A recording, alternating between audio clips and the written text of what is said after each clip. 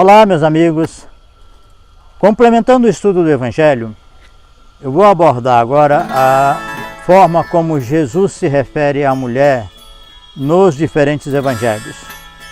Temos três grupos: Mateus e Marcos, depois Lucas e finalmente João. Mateus e Marcos mostram Jesus se referindo à mulher como um exemplo clássico desses dois evangelhos, é que a mulher é a mãe dos filhos de Zebedeu. Ou seja, quando Tiago e João pedem para ficar uma à sua direita e uma à sua esquerda, os evangelistas dizem que a pessoa que pede isso é a mãe deles, mas ela não tem nome, ela não tem função, ela não tem nenhuma característica, ela é apenas a mãe dos filhos de Zebedeu. O que importa era Zebedeu, o Zebedeu tinha filhos e por um acaso tinha mulher. Quando nós chegamos no Evangelho de Lucas, nós já temos uma outra descrição. A mulher já é uma figura diferenciada e uma das passagens mais tocantes do Evangelho está no final do capítulo 7 do Evangelho de Lucas, que é a mulher que o evangelista e o anfitrião, que se chamava Simão, olham e sabem que ela é uma pecadora. Ela vem por detrás, se deita aos pés de Jesus e começa a lavar os pés dele com as suas lágrimas e a enxugá-los com os seus cabelos. É uma passagem de uma sensibilidade, de uma poesia singular. E essa mulher, Jesus percebe pela fisionomia das pessoas ou lê os pensamentos e ele sai em defesa da mulher. Quando ele fala: Simão, vês tu esta mulher? Não me deste ósculo.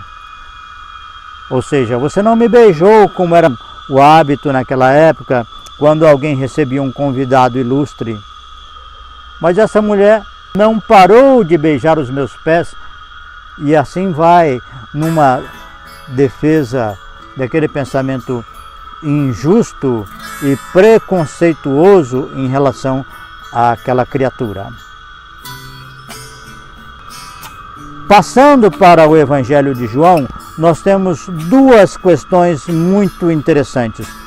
Primeiro, a mulher samaritana, em que Jesus puxa a conversa com ela por iniciativa dele, e isso vai ocupar todo um capítulo. Os samaritanos não conversavam com os judeus e vice-versa por questões religiosas. E Jesus não tem nada a ver com esse preconceito. Ele vai, conversa, né? É uma mulher que já tinha tido 5 maridos, e Jesus provavelmente já tinha essa informação. E ele pergunta para ela: cadê o seu marido? Vai buscar o seu marido, alguma coisa assim. E ela fala: não tenho marido. Dá a entender que ela não tinha um relacionamento sério com ninguém e que a essa altura ela não queria admitir, talvez porque ela estava muito impressionada por aquele sujeito, né? E estava jogando um charme para cima dele. E ele responde: é verdade que você não tem marido, porque você já teve 5 e o que tens agora não é teu marido. Ou seja, ela tinha um caso, ela tinha um relacionamento com um sujeito, mas que não tinha muito valor para ela. Mas o mais impressionante no Evangelho de João nem é esse fato com a mulher samaritana, é quando Jesus ressuscita. E ao ressuscitar, a primeira pessoa para quem ele se manifesta é Maria Madalena. E é uma conversa tão densa, né, que Jesus vai dizer para ela: não me detenhas. o que pressupõe a possibilidade dela fazer isso. Então eu posso concluir que existia um vínculo afetivo e espiritual entre ambos e que deu margem a muita fantasia, a muita ilusão, a ficções a respeito de um eventual relacionamento entre os dois.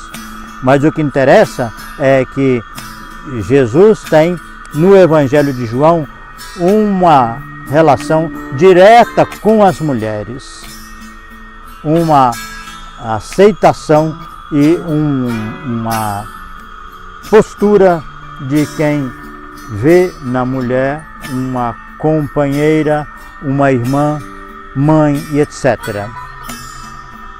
Por isso que lá na festa de Caná, nas bodas de Caná, quando Maria, sua mãe, vê que o vinho está acabando e vai até ele, pedindo ajuda, de certa forma, ele fala assim: mulher, a minha hora ainda não é chegada. Mulher era uma forma respeitosa de se referir ao sexo feminino, de tratar, era um título respeitoso naquela época. Além disso, é claro que nós podemos entender que Jesus demonstra no Evangelho de João esse entendimento e essa postura. Isso mostra como cada evangelho pode ser visto também por essa questão cultural, pelo público-alvo a quem se destina.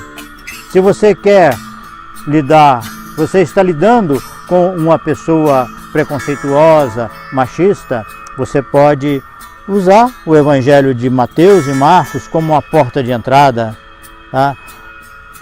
De forma que isso não espante a pessoa, mas se já é alguém que tem um pouco mais de abertura, um pouco mais de maturidade em relação a isso, recorra ao Evangelho de Lucas. E se é uma pessoa ainda mais espiritualizada, pode aceitar o Evangelho de João como sendo um material para analisar as questões referentes ao gênero e à vida afetiva.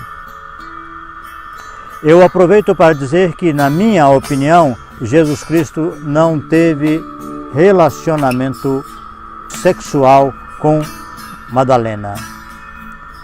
Ele não teve uma família, porque eu entendo que Jesus Cristo sabia o tamanho da luta que ele enfrentaria junto aos judeus. Ele pressentia a sua morte violenta. Então, eu entendo que é muito sensato quando você sabe qual é o seu destino, qual é a sua luta, que você não tenha família. Porque os laços familiares te prendem muito e te, de certa forma, fragilizam para que você enfrente todos os obstáculos e adversidades e viva de uma forma mais desprendida. É por isso que eu entendo que Jesus Cristo sublimou a sua afeição por Madalena e, após a sua crucificação, ele volta do túmulo e ela é a primeira pessoa escolhida para que ele se manifeste. É isso. Muito obrigado. Até breve.